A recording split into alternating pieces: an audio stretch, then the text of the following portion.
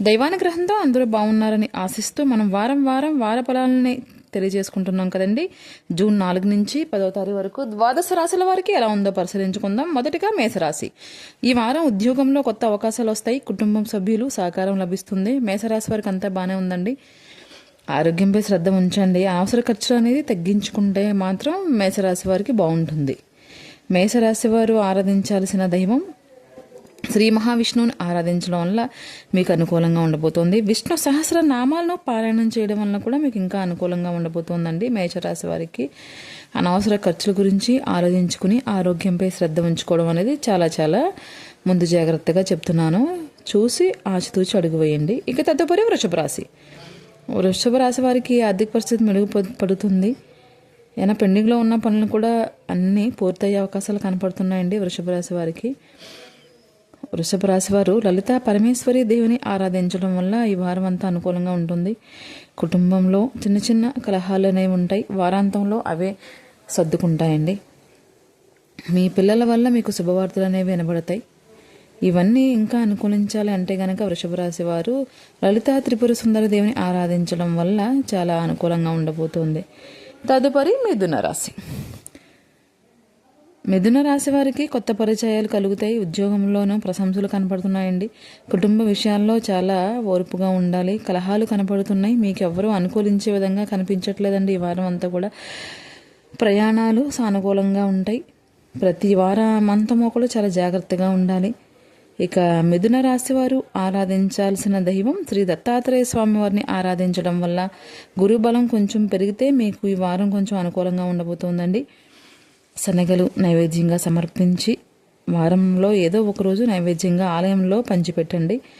మీకు అనుకూలంగా జరుగుతుంది మిథున రాశి వారికి. తదుపరి కర్కాటక రాశి. కర్కాటక రాశి వారికి ఈ వారం అదృష్టం మీకు అనుకూలంగానే కనపడుతుంది. ఆదాయం పెరిగే సూచనలు ఉన్నాయి. ఆరోగ్యంపై నిర్లక్ష్యం చేయకుండా చాలా జాగ్రత్తగా వ్యవహరించండి. కుటుంబంలో సఖ్యత ఉంటుంది. పిల్లల వల్ల మంచి శుభవార్తలు వింటారు. అలాగే ఉద్యోగం విద్యార్థులకు కూడా సానుకూలంగా కనపడుతుంది ఈ వారం.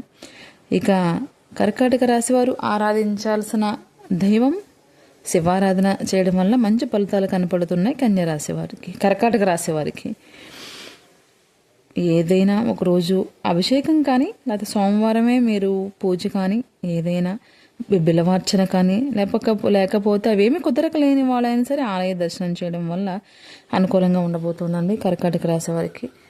తదుపరి సింహరాశి. సింహరాశి వారికి ఆత్మవిశ్వాసంతో ముందుకు సాగితే విజయం మీ సొంతం అవుతుంది. వ్యాపారంలో సానుకూలత కనపడుతుంది. మీ ఆలోచనలు చాలా నిలకడగా ఉండాలండి. ఇంకా కుటుంబంలో శుభకార్యాల గురించి ఆలోచన జరిగితే శుభకార్యాలు జరిగే సూచనలు కూడా కనబడుతున్నాయి. సింహరాశి వారు యథావిధిగానే సూర్య నమస్కారాలను చేయడం వల్ల చాలా అనుకూలంగా ఉండబోతుంది. ఆ సూర్య నమస్కారాలు చేసుకుని సూర్య భగవాన్ని అర్ఘ్యం సమర్పించడం వల్ల మీకు అన్నీ అనుకూలంగా ఉండబోతున్నాయండి. తదుపరి కన్యారాశి. కన్యారాశి వారికి ఉద్యోగంలో బాధ్యతలు పెరుగుతాయి. ఆర్థిక విషయాల్లో జాగ్రత్తగా ఉండాలి. పెద్దల సలహాలను పాటిస్తే చాలా మంచి ఫలితాలు ఉంటాయండి. ఇక కుటుంబంలో చిన్న చిన్న కలహాలు వచ్చినా వారాంతంలో సర్దుకుంటాయి.